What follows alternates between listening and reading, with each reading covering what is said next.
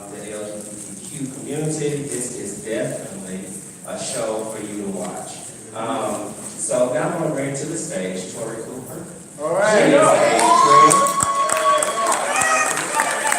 friend. And she's one of the Yes, Mama. Word. Everybody! This is a hot mic. Okay, thank you. All right, so I would like to welcome you all. Hey, you trying to be? I would like to welcome you. Would like to have Miss Tony go down. So I would like to welcome all of you tonight. This is a very, very special night. We are going to have an absolutely amazing panel discussion with some absolutely amazing women. And I sincerely hope that you enjoy this. So, I know you're going to enjoy this. So what I'm going to do is I'm going to take the stage and I'm going to do a very, very brief introduction. And then once they get on stage, I'm going to allow these ladies to tell you a little bit about who they are, how they are relevant to this conversation. And then we're just going to get to it. Is that okay? Amen. Yes. Fantastic. Give it to us. Walk, girl. Yes. Like a Christian. Look, Roger. Look, Roger got about 7 pounds. You look good.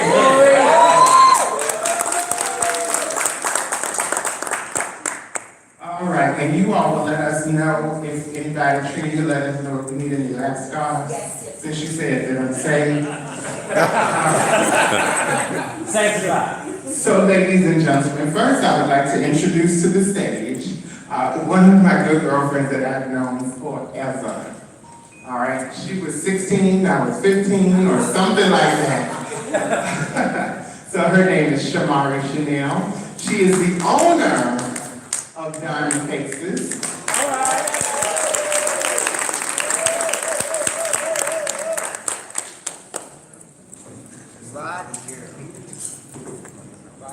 So next I'd like to welcome to the stage a very, very dear friend, someone who you will be seeing more and more of, certainly if I have anything to do with it.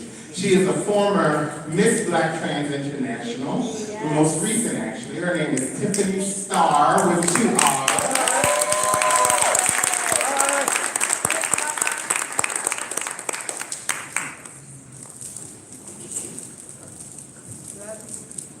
And ladies and gentlemen, someone who we all know from television and when we retire, I still call her Tyra. So we're going to let her talk more about herself, but I call her Tyra Allure, because what some of you didn't know, I used to live in Jersey City, but I used to work in Manhattan. And so riding the cab train and riding the New York train, you remember all that? Oh, yeah, girl. So I remember this sister back when she used to perform at this club called Escolita. So, well, I'll let you, we'll talk more about that a little later, and not just where she came from, but where she is now, and what's in the future. So I would love all of us to stand on our feet and welcome Miss Dominique Jackson.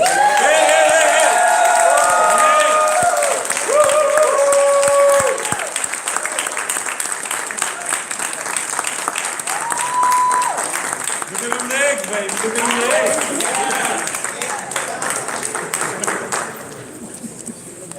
Thank you, lights. Yeah. Beautiful. All right.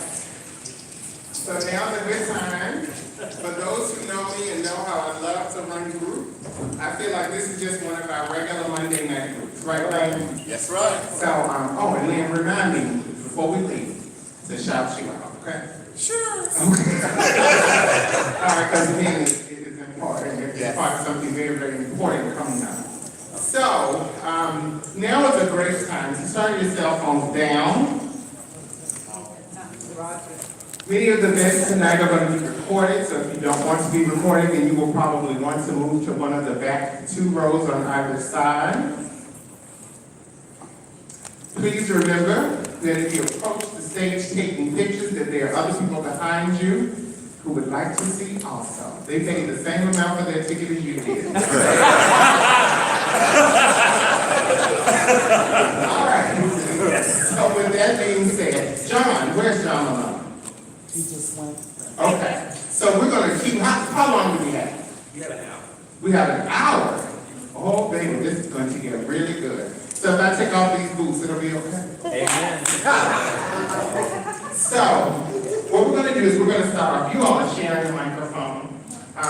We're going to start off. Each of you ladies, just take a couple of minutes to introduce yourselves. I want you to sell yourselves to this crowd. Tell us what you're working on, how you got here today, and why it's so important that you're here representing house and family. Well, thank you for having me. Well, first, thank you so much for inviting me. Thank you, Tiffany. In the ballroom scene, I am the founding mother, icon founding Shay Chanel International.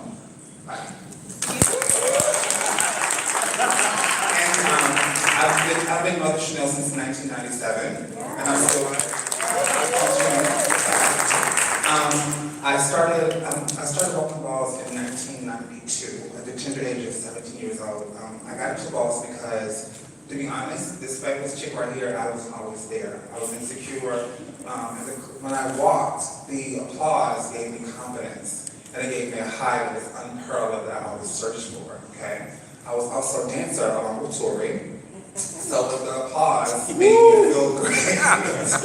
Made me feel great. And I remember the first ball that I walked, it was Butch Queen and Drake's Body, okay? And at the time, we were transitional beginning drags, they were pads. Remember pads? Yes. Right? So I came in an era where pads were no longer, okay? I had a purple dress on. Purple dress, these black wedges, this big roller set, CC pins in the hair, and like a waist, some kind of penny thing girdle, right? So when I first walked off, you started to sign up at the door, sign up, so they had more control of it. About 5 girls walking, little girls from the streets or whatever, they were older, and all of them had big black silver pads or whatever. So I had to come up last, and people went crazy. So my friend said, pull up your dress. I was like, no. But because I still had on boys' underwear, had no idea that it was my first ball.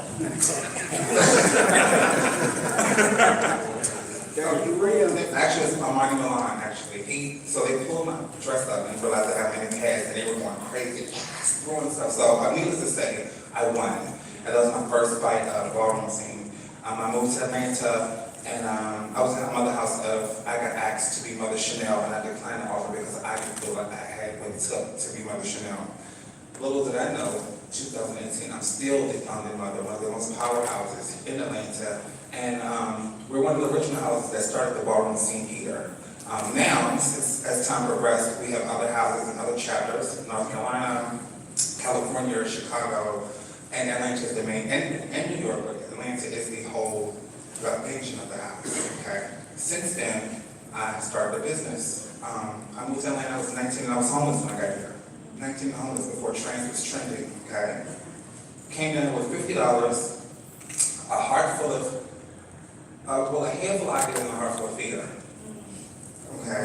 Before trans was trending, before it was okay to be okay who I am, okay? So since then, I started a business in 2012 from my home. All right.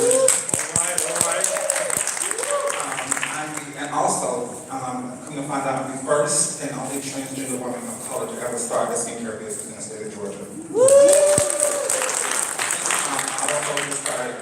I have a second location now in East Point. And I have 2 employees. So the ballroom scene for me has given me the opportunity. It gave me thick skin. It gave me the art of being competitive. It gave me the tenacity not to take no for an answer. Because a lot of times balls make you go against all adversities because you have to sell it. That's the thing. So if we look at it, balls is just a sport. It's a male-dominated sport. We just look better. We dress better. We smell better and everything, right? So the ballroom scene for me is a part of life. It's part of who I am. I would never trade for anything. I feel like it's some of the most talented people I've ever encountered in my life are in the ballroom scene. So that's why I'm here to represent.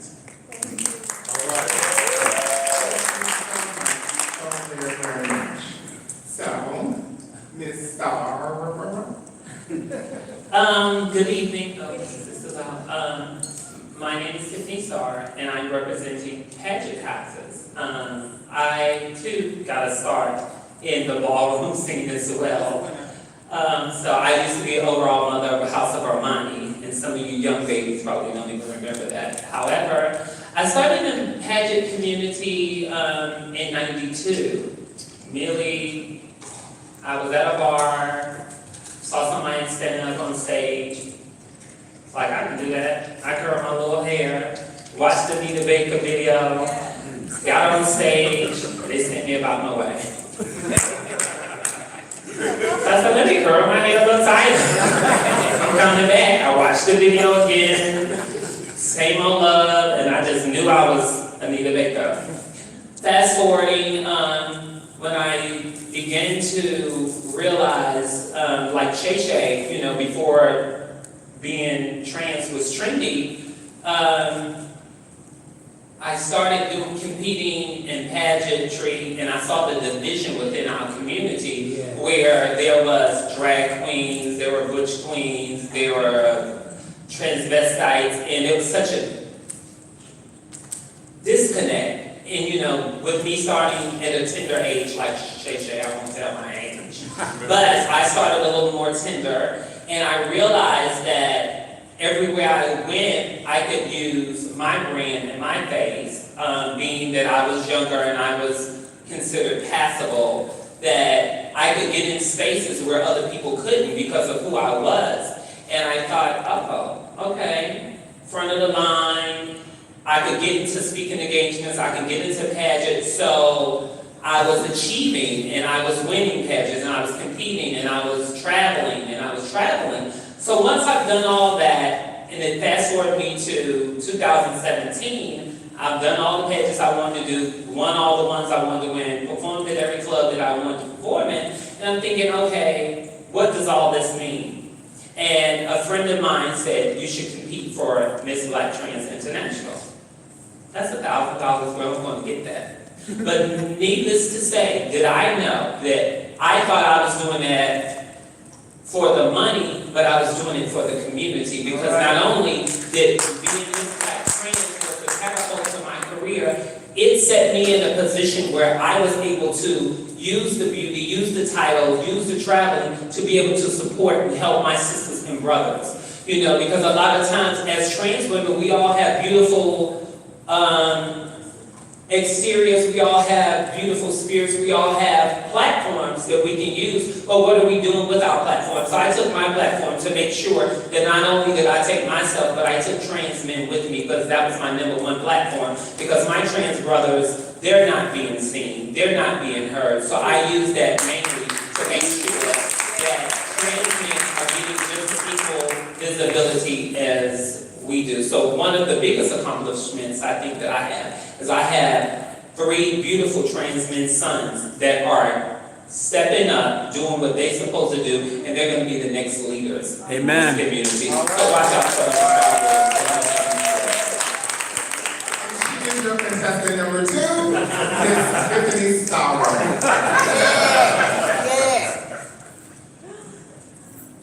Okay, I am, excuse me, I'm a bit under the weather. I'm Dominique Jackson, but for a very long time, while I was in that cocoon of finding myself, and not finding, but understanding myself, I was Tyra Allura Ross. And as Tyra Allura Ross, I did the ballroom scene, I did the pageant scene, but the way I got into ballroom was really unique, because coming from a West Indian family, I come from an island that if you drive 3 hours, you fall off the side and you drive into the sea. I'm from Tobago, the smaller island of the Twin Republic, Trinidad and Tobago. And so I never thought in a million years I could ever be me. I didn't even know what trans looked like, right? I just knew that gay was the only other thing besides straight. And when I got to Owings Mills, Maryland with my mother and my family, and I finally, survived molestation, survived rape, I realized that I still had this passion to be me, to be more. And I went downtown Baltimore, and I was talking to this guy on his stoop, at the front of his building. And being when I was about 16, 17 years old, and I'm just thinking to myself, ooh, he's gonna give it to me, it's gonna be everything, it's gonna be over. And then here come this group of people led by this short, dark-skinned person that I could not make out if they were male or female. But they had the confidence and the sass, mind you, not wearing labels, regular clothes, even, some of the cheap stuff. And these people, and then there was my to-be sister, Tiffany Revlon. And they walked up to me, and they looked, and Tiffany grabbed my hand, and she said, "You're not talking to him." And I said, "But I don't know you." And Shatira looked at me, and she said, "You're beautiful." That was the first time in my life anyone had ever said to me that I was beautiful. I always thought I was the most ugly person you could ever find. And they took me away from this boy. And I'm like, I don't even know these people. Where are they taking me? But they were so fabulous. Their self-esteem, their confidence was just up there. And it was a week later that I found out that this guy was actually infecting people on purpose because of the way that he was infected. And so his idea was to give it back. From then, I moved into a one-bedroom apartment that Shatira's grandmother paid for, and it was like 8 of us in there. The one-bedroom apartment, eating potatoes and onions because we really didn't have enough money for food.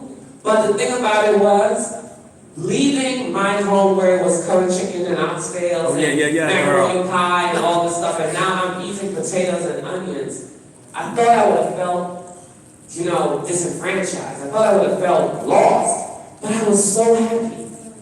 I was so happy to be finally on my path. And then they took me to the club, and my first reaction when I saw Sabrina Revlon and the other girls was, wait, I can be a girl. I am a girl. So ballroom is the reason that I was able to transition to be able to live in my truth. And things weren't that nice as I moved along. I got involved with alcohol and drugs. I still drink right now, but got involved with that stuff because I was trying to numb pain. I went back to that place of not feeling now passable or real. But when I walked into the ballroom scene, every time I walked a ball, there were fingers waving, crowds going up, and that pushed me to actually start trying out to model. And by walking runway and ballroom and walking face, I finally got into places where I was able to model. I thought that was great. In 2009, Adrian Alisea hired me as one of his resident models, and I started Mercedes-Benz Fashion Week. By 2000, and while doing this, I worked at a nonprofit organization called the Bronx Community Pride Center. And this is where I realized how important it is for each and every one of us to give back to our community, to be a part of our community, to help those that don't just sit around and talk about somebody being crazy or they can't get it together. Give them, help them find the means to get it together. Amen.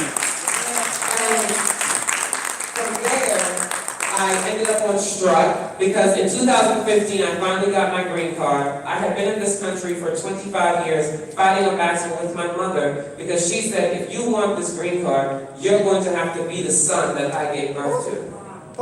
And I thought about it for a very long time. And then I was like, hell no. I believed in my heart that God did not believe that I was an abomination. He did not curse me like that. Amen. I had faith. And I knew that it would work out. So, in 2015, I got my green card. By the end of 2015, exactly today on my birthday, March 20th, I got it in the mail. By the end of 2015, I was signed to a modeling agency in Thailand. Then from there, Struck came along, met Whoopi Goldberg and Tom Leonardis, and it just started to go insane. December of 2016, we realized that Struck was not coming back. And I thought to myself, and I changed the way I was thinking, because ballroom made me think that I had to acknowledge and realize and appreciate what I had and who I am. Because in ballroom, you're taught lessons that from a good way, from a good perspective, and from a bad perspective. And so I thought it was over. And I became the director of programs for the nonprofit Destination Tomorrow, founded and led by trans man Sean Coleman. Our trans men are moving up there. Now we are almost $1 million founded a nonprofit, but please don't call us and ask us for money. And from there, I looked up to the sky and I said, God, thank you. You gave me what I wanted. I remember walking through Times Square and looking up at the billboards and going, one day I'm going to be on that billboard. And I'm sorry I'm taking so long, but it's just important. Preach! I looked up at the billboard and I said, I'm going to be on that billboard. And one of my friends looked at me and said, girl, that's impossible. Do you know what you are? And I was like, yes, I'm a woman. And they chuckled. You know, flash forward 2016, I was standing in Times Square looking up at myself on that billboard.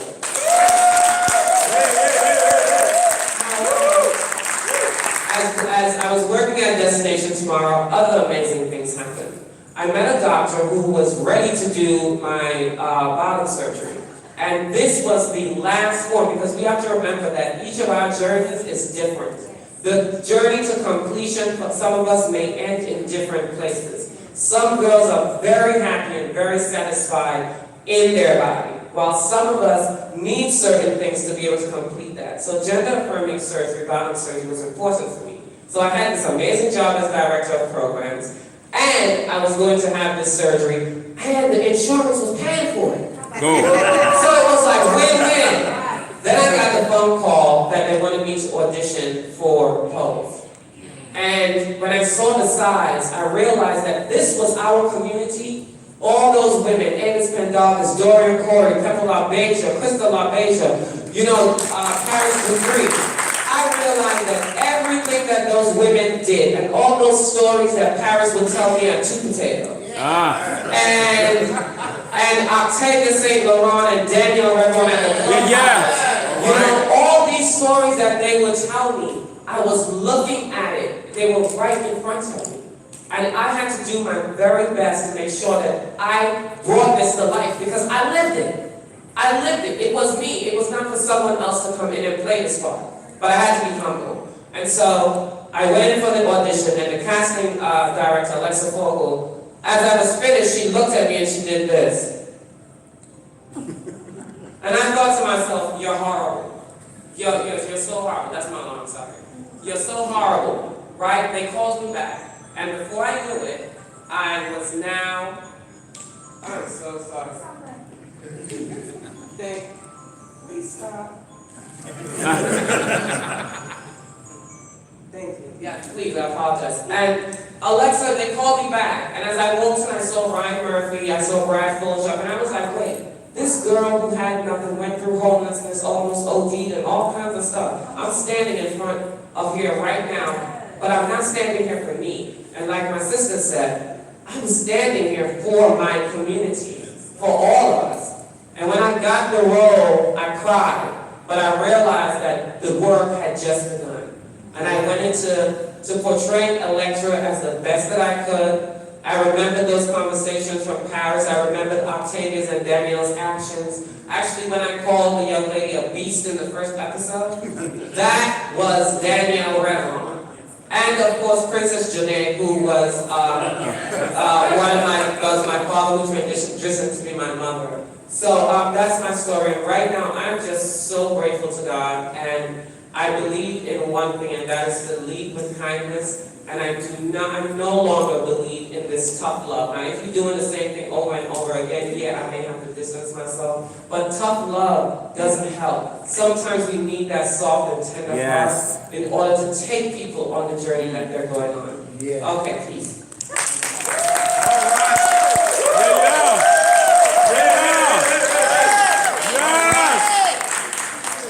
Abundance, baby. So, as you see, there's a lot of experience, first of all, on the stage.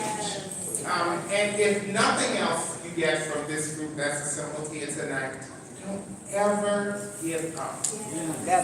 Don't ever give up. What we heard in what you should have heard in each of these ladies' stories is that they started somewhere. They never gave up to get where they are today, and they won't give up to be where they'll be tomorrow.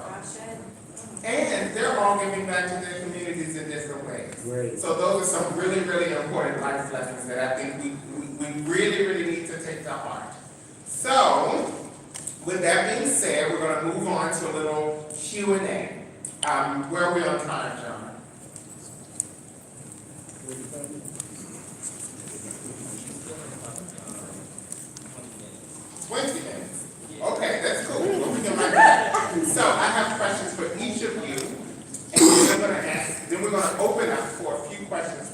audience. If that's okay with you ladies. Fantastic. So, the first question is for Tiffany. So, are drag families important? Well,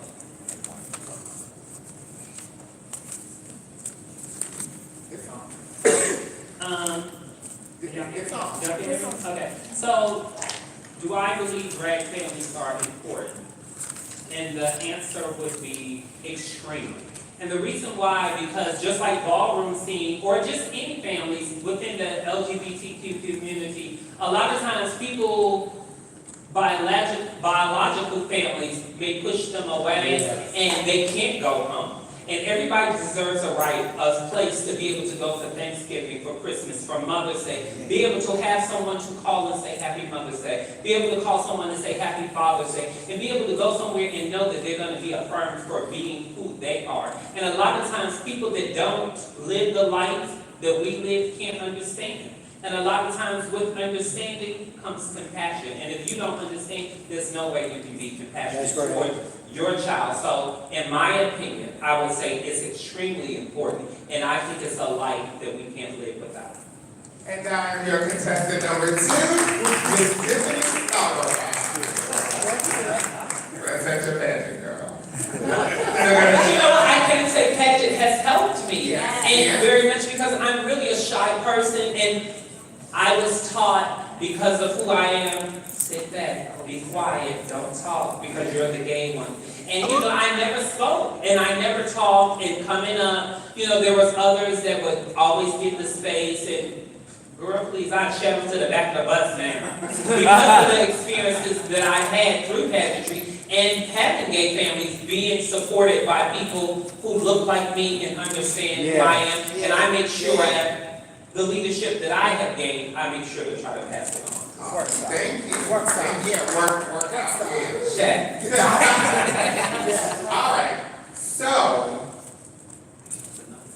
we have known each other for a very, very, very, very, very long time. What is family? Well, I feel like family is security. I feel like it's a couple things, not just one thing. Family security, family is compassion. Family can be loving, supportive. It also can be turbulent. It can also be aggressive. It all depends on how you grow up. Because everybody's family is different. And again, not including all families, our house family says, like she said, a lot of times, being who we are, your family pushes you out to the street. As soon as you say, I'm gay or I'm trans or whatever, a lot of times, unfortunately, in the African American community, our family puts those out to the street. So that's when beautiful people like yourself. I like you. I like yourself. When I met you, I was running around the street trying to figure myself out. So you become family. I feel like sometimes when you can pick your family, I feel like there's an advantage. Yes. To pick your family. Yeah. To pick. I feel like that's a great thing to say that this person can understand, because at the end of the day, yes, I love my mother to death. You only get one. That's what they say, but there's nothing like a gay mother because they understand. Because even sometimes now, you still have to explain to your mother because they're still learning. So I think family is important. I do feel like having a gay family is something that you definitely have to have, because this shit isn't easy. It looks good. We put it together really, really well, but I had to learn from somebody how to put it together like this. Amen? Yeah. Right, so I feel like it's a great thing to have. I gave my mother and said, Mom, can you tell me so? I want to win this ball. What should I put on? How should I do this? Because if you call your real mother, she's going to say, well, why the hell you at the house at 12 o'clock at night doing dirty? Cut So family can be a couple of great things. So thank you for that. And I want to make sure everyone understands. So we use words like gay mother and gay family. We may not describe ourselves as gay in 2018. But I hear a phone. It's not me. But there was a time when words like trans didn't exist. There was a time when folks weren't trans women, and folks weren't transgender, and folks weren't transsexual. You were man know you were a woman. You were gay or you were straight. And so, because we have these histories, we can use that word in our memories. Hopefully it's not offensive to you all. And if it is, okay. Hey, Jerome. All right. That's the truth. It's the truth. That's the way it was. That's the way that it was. We knew, many of us, well, we've been around long enough. Yeah. So y'all heard us talk about sweet potatoes. If you've been in New York. Yes. So, Yes. I'm telling you, we were in the back and I was like, girl, we remember the sweet potato days and Bella's, and I'm gonna stop right there. And we remember the pyramid and scandal. Well, you might not remember scandal. I remember scandal. Yeah. But we remember all of that when I used to live on Great Street. Yes, we remember all of that. And there were times folks who were older than us, and even some folks now, but the folks who we looked up, they were women, as much women as we are, and as much women as many of you are. They may not have had the opportunity to have access to hormone therapy like we do, or for bottom surgery, or top surgery, or face surgery, or hips or ass surgery like many of us do today. It didn't make them any less women. Does that make sense? Amen. Fantastic. Yeah, I think that's good. So, and you mentioned Princess Janae. God bless her soul. So there's a wonderful charity, a wonderful home, Princess Janae's Place in New York. That's a shout out. So I'm sure, hopefully Javon is watching. So that if you're looking to give away some money, that would be a great place to do it in New York. Princess Janae's Place. All right, so you can Google it, and Javon Martin is a great contact for that. All right, so how is Pose showing us good and bad images of family? Or is it? Well, I wouldn't say good or bad, I would say truth. I would say authenticity. Because the reality of it is many people came into our communities and realized the love that we had for each other. Then they saw the crafty things that we would do and they liked that. And then they saw those others that were able to navigate the heterosexual world, the cisgender world, and be able to be successful. So the Pose shows family on all aspects. It shows the evil mother Electra who needs her children in order for her to feel her best, to be fabulous. But in leading her children, she's taking care of them. But she's that type of mother who looks to them for them to be grateful to her because this woman has to lie with another man, a man, in order for her to provide for these children. So when these children act up or they don't do as she says, she now takes it out on them. Blanca shows you the version of family where it's about all love and growth and empowering. So Blanca takes her children and she takes them to school. She takes Damon to dance school. She gives him the courage, gives him the support. And that's the one thing that it shows along the lines. It's about support. We support each other. We give each other love. We encourage each other. And then you have the shady ones who want to knock you down because they want to be the ones that are constantly on top. Awesome. Thank you. So, we're going to open the floor for a few questions.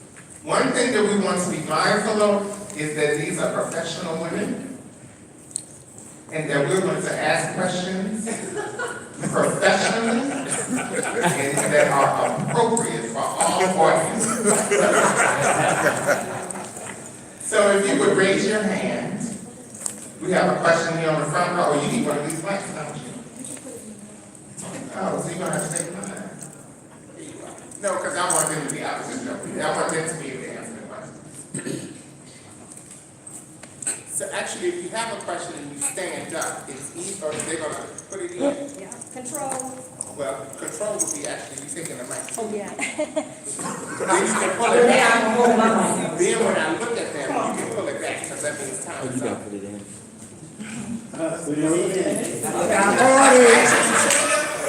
Would you mind doing that? Yes.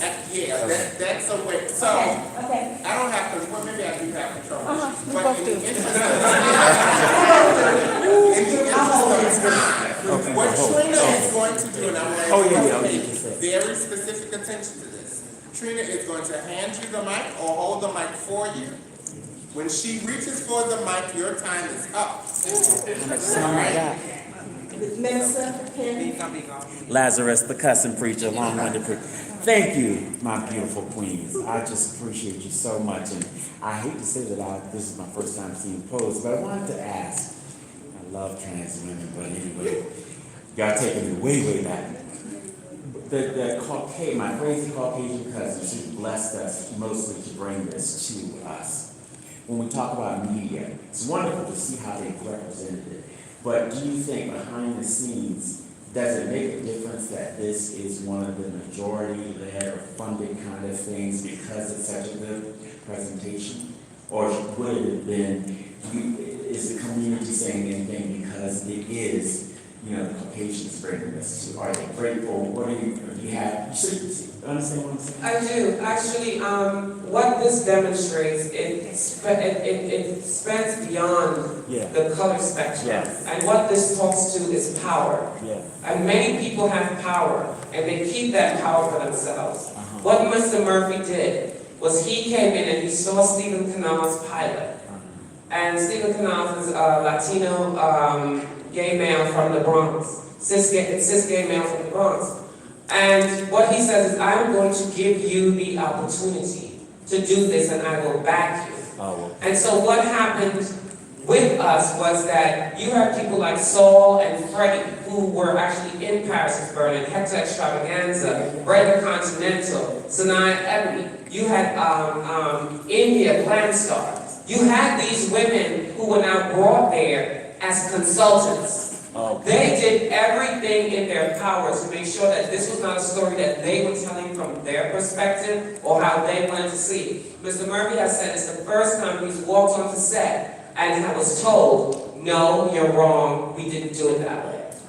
And because he had that power, he didn't take that power and try to contain us. He allowed us to tell these stories as authentically as possible. Even Janet Mom, who had help from her family, medically and emotionally and physically, was able to talk to other girls and realize the truth behind us coming from homelessness to being actually able to work, to even understanding those girls that use, those of us that use silicone and stuff like that, because these are things they didn't grasp. And you cannot put out something incredible if it's not authentic and if you don't get the story from those who lived it. And that is what happened. Thank you. It comes across. Hello, my name is Shay Welsh, and I just have a really quick question for all three of you all. What is y'all's zodiac signs? Pisces. What Aries are Taurus? So you said 3, but it's actually 4 of us. I'm sorry. Oh man, I almost married a woman like you. Woo, you're intense. I love you. Thank you. What's up, ladies? Shay, Tiffany, Tyra, Tori, I know all these beautiful ladies. You all have impacted my life in your own individual ways. So I personally want to say thank you. First, I want to say thank you for acknowledging and supporting your fellow trans brothers like myself. So my question goes to that. What is your advice to the leaders that you mentioned, Tiffany, the trans guys that want to lead the world and change the world? What is your advice to guys like ourselves that want to lead the world? Oh, well, good. When I speak of trans men, I want you all to do the same thing that you see the women that you look up to, the strength that we had, because how we were able to get here, we didn't show up on these high platforms. I know Shay from back in the day. I know a lot, well, I'll speak in my I statement. I know a lot of people look at, oh, that's the Tiffany Star, she's a pageant girl, she's living in East Cobb. But I was one of the girls who moved to Atlanta, and I started out, not because I had to, but because I chose to. I started on Piedmont and Ford. And I made a name for myself, not just from standing on Piedmont, because it was a business for me. It was entertainment. I had business cards and from Piedmont and Ford, and there's some people here that recognize and know the type of work that I did in entertainment. I started on Piedmont and Ford, maybe making $100 a day, but I took that business and grew it to a $1,500 a day business. And then once I took that, I took and paid myself my way back through school. So my advice to you is, don't let today determine what tomorrow is. Take today to use it to make your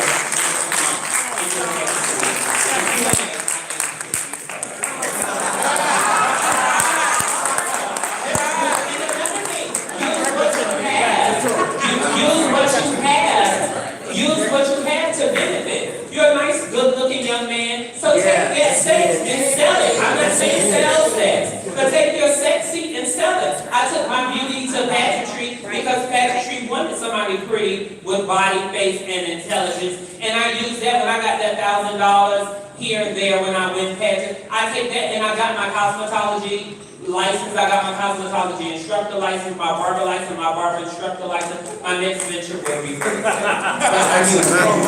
And tell the record, not a race, you're an Aries, Team Aries, baby. Oh. Yes. Hey guys. Hey, I'm Tori. We go to church together. My question is about communication. I noticed such a fresh and new perspective on how we communicate. You hear so much about the ballroom scene and reading, being shady. But the way that the house mother communicated was so nice and calm, and she was so not mean and not shady. She came from a deeper, different place. I was watching the special, and the person who was presenting made the comment, is anybody being shady out there tonight? And nobody really responded. It was like, okay, you guys are being really nice here in the room tonight. Do you see the way that we're communicating in our community is shifting from being mean and shady towards one another to having a nicer conversation and being nicer towards one another? Well, in growing up, I always looked at shade as a reflection of someone else's own mental instability or the things that were going on with them. Now, a lot of times, when I hear people being shady, it breaks my heart. Because a lot of times you're being shady for absolutely no reason. You know? And some people, you know, like I say, people take the good and they take the bad. And so people gravitate to what's being shady because sometimes it's just a way to tell your friend how you really feel, and then you say behind it, no shade. But it is shade. And I do find that we are tending to move away from that because we are growing, we are evolving, we are realizing that we are able to live in our truth. So we no longer have to call gay males bush bunnies. We no longer have to call trans women trannies and men with wigs and all this kind of stuff. We're gravitating from that because we are now starting to be able to live in our truth and be acknowledged and validated, not by this government, but by other governments and politicians and stuff like that.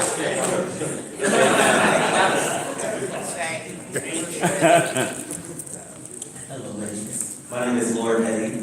I would just like to know for each and every one of you, how has being in your respective industries impacted you as transgender women? Well, I would say it's given me the opportunity to, well, my aunt used to say this scripture, your gifts will make room for you. And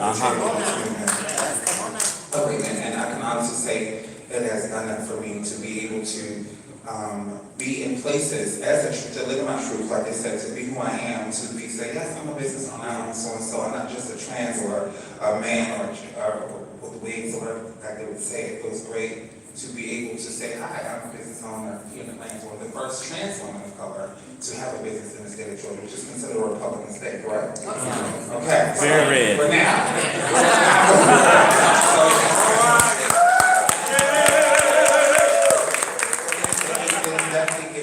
Give me a great perspective, a broader spectrum to want more.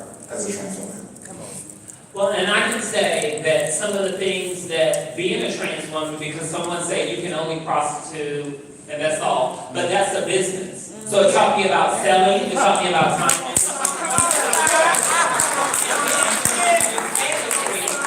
Again, taught me how to speak on the mic and answer Q&A. So I use all those skills. And so now I know how to travel, I know how to book appointments, I know how to schedule, and I can publicly speak. So I took all of my experiences, the things that people told me I can't do and I shouldn't do and I'm not supposed to do, I took all that and put that into the being that I am today and made myself successful. And I'm 60 star, and that's what makes me, who I am. Thank you so much. All right,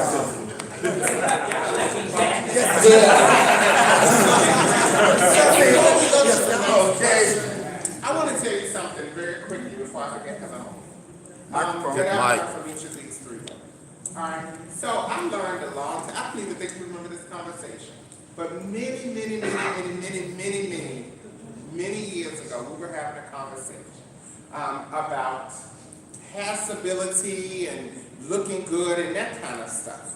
And I think it is fair to say that there's some pussy on this thing. But that's not what it's all about. But I will say, many years ago, Shay told me, she says, girl, because Shay rocks short hair a lot. And she says, well, they don't get in when you wear short hair. They don't get in when you wear your own hair. I'm just But she told me that many years ago, and what it did in that small moment, it made me think about my own transition. And, in part, my mom's a beautiful woman with natural hair. And so I had that image, an image of women in my family. But hearing that from another sister was something that was really powerful to me. From Tiffany, I learned, baby, sometimes you have to make opportunities. If you're ever in Tiffany's presence at an event, Tiffany's going to make sure with respect that she is represented and that she represents well. So she's going to make the best of her opportunities. And again, a long time I've been following this lady. I told y'all some places that don't even exist anymore. I'm 5'11" without shoes on. How tall are you? 6'2". It doesn't matter how tall you are. Because if you pussy, you What? So I just wanted to interject that real quick. So maybe we should have put a PG rating 13. All right, so You're good. Another question? Cousin Preacher say you got that. My apologies for that outburst. But I'm actually really nervous standing right here right now because this is the most profound and immaculate panel I've ever seen in my days.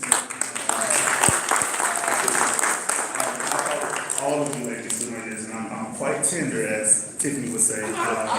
However, this is more like, since you're used to it, Tiffany, a more pageant intended question. So we all know pageants are a gamble.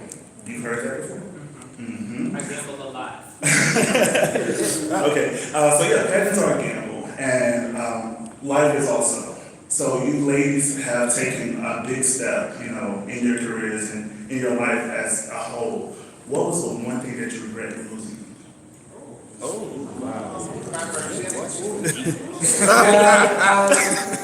See, when you grow, right? When you look in that mirror and you stop looking for you start finding your you. You start understanding your you. You realize, for me personally, I realized that everything, molestation, rape, the good times, the homelessness, the drugs, it was a lesson to be taught. Yeah. And so each experience to me has been a lesson. So I honestly can tell you, I regret nothing.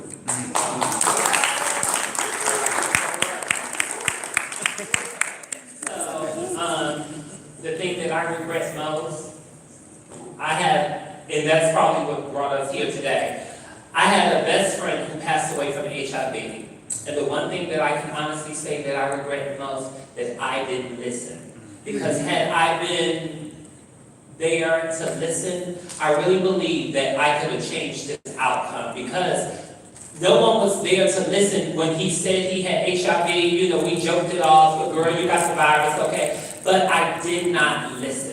And if I had listened, I believe that I could have gotten him the help and the medication and the support that he could have used to prolong his life. So that's one of the biggest things that I regret. My lifestyle or my life choice and who I am, that's nothing I'll ever forget. I regret I didn't start it earlier. Okay. That's the only regret I have. All afraid I missed.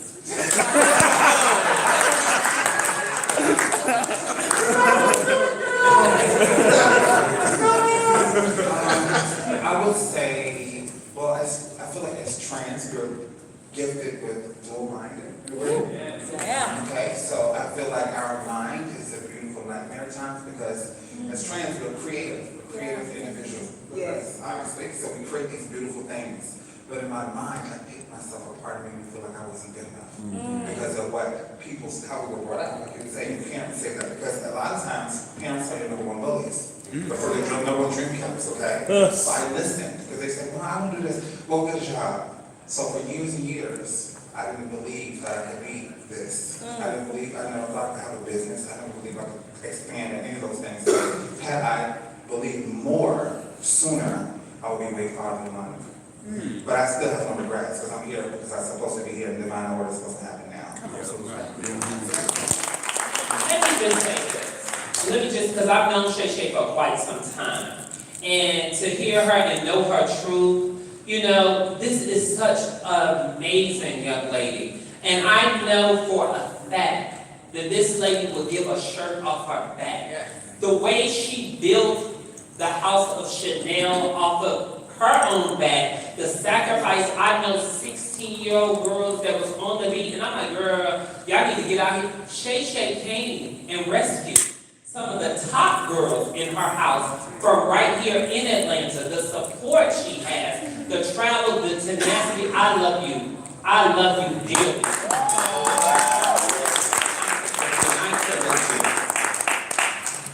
I'm a Cancer, I brought that out of y'all. Thank you. All right, so this is our last question, and then we're gonna have our closing arguments and then hand over everything. Make sense. Thank you. Help me out. We have time for the truth. So, Shay Shay, my mother, I am in the international iconic house of Chanel. Alright, I gotta put that out there. So I want to applaud each and every one that's up here. As a trans man, a lot of times I have this visibility and this male privilege that is afforded to me. So I've decided that my fight is not just about the trans men, but it's more so about the trans women. So a lot of the times in school, like I outed myself out to my entire school. I did a speech on trans women because I wanted to bring to light what it is that trans women deal with. I wanted to speak to a cis het. For those who don't know what cis is, biological male, heterosexual, straight audience. I wanted to do that. So now my question is, because I get this question all the time, what can they do to help with the fight, to get in and to make the lives for trans women easier? What can they do? Because I can't give that answer. You know, the cis het people, the community, the cis het community, as well as the trans men. What can we do to aid in that fight? I think the first thing we can do is educate them, because a lot of times they have no idea. They only see us, they look, scroll all day, scroll, Google pictures, and they haven't read anything, they don't read. So I think being that we have the knowledge, like yourself, you know firsthand from having trans or other trans sisters or aunties or whatever, educate them. Yes, now I'm not going to say it's going to be easy, because sometimes people are stuck in their ways. So I think the first thing is educate them the proper, tell them the proper etiquette. Put their pronouns in perspective, put the right pronouns in the right place, because I think that's the number one mistake that they do, is being disrespectful. Because if you come off disrespectful from the first conversation, immediately you're going to shut them off. Correct. So I think educating them first would be the first thing to get them to learn more. Fantastic. So, let's give our wonderful panelists.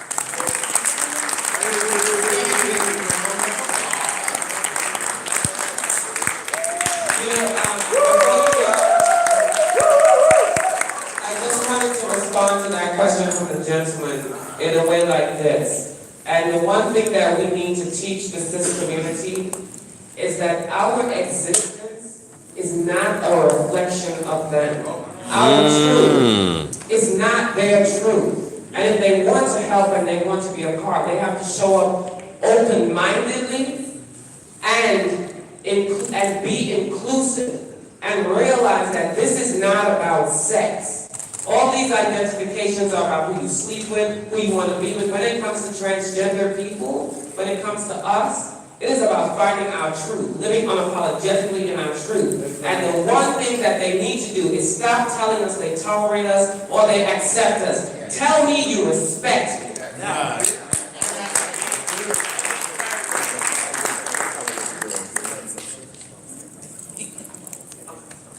All right, so, thank you, I'm not gonna sit down. So I'm about to turn the microphone over. So first I want to give like three quick announcements. One, next year on March 31st, 2019, is going to be the first ever trans march. Trans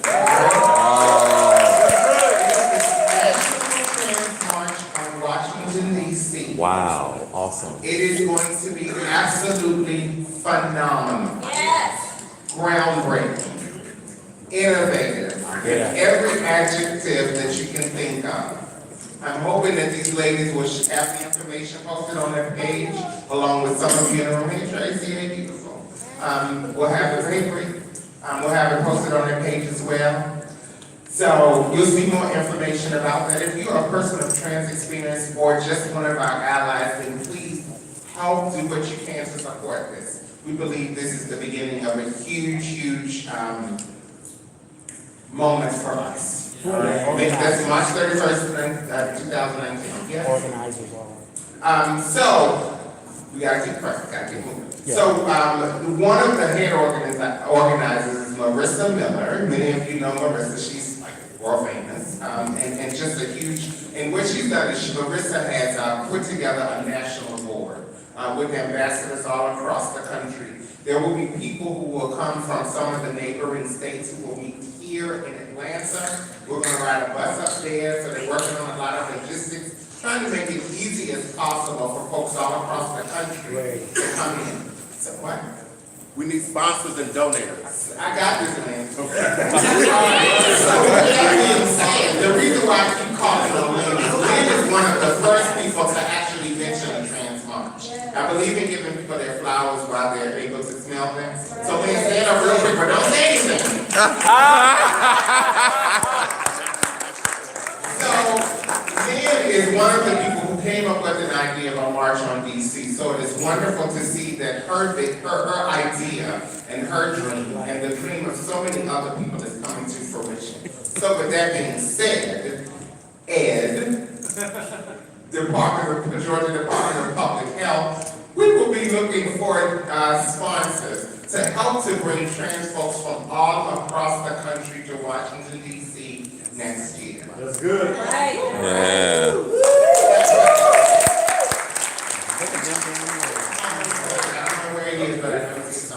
So, I'm almost done, not quite that, So, somebody may be wondering, why are we here at an MSM Symposium or an MSM conference? Well, Journey to change. Somebody may be wondering that. Oh, you already know the new name. So some people may be wondering that. So the reason that I came with is that we are family. Yes. We are friends. We are brothers. We are sisters. We are wives of men who have sex with men. We are all of those things. For some of us, that's how we identify for a point in time, because we may not have had other options. So we are here because of the intersectionality of who we are as people. Yes. All right, as part of the human experience. You like when I use that word, don't you? All right, so that's why we're here. We're here because we're all a part of the same family. And the truth is, you probably wouldn't come to a trans conference and hear us. That's right, that's right. All right, so, this is a personal shout out. I don't even know if she's watching, but happy birthday, Sharon Jarrett. All right, so, that's it for me. Personally, I want to thank each of you ladies for being here tonight. There were other folks who said they wanted to hear a part of it, it happened the way that it was supposed to. That's right. All right, so again, let's give all of them.